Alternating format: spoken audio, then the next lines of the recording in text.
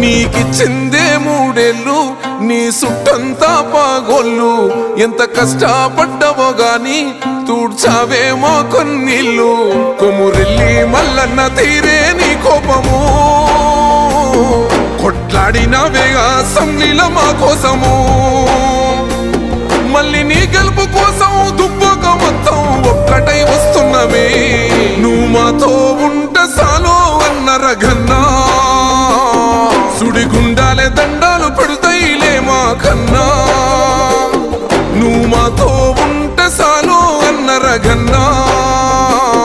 నిన్ను మించి నోడే లేడే దుబ్బాక కన్నా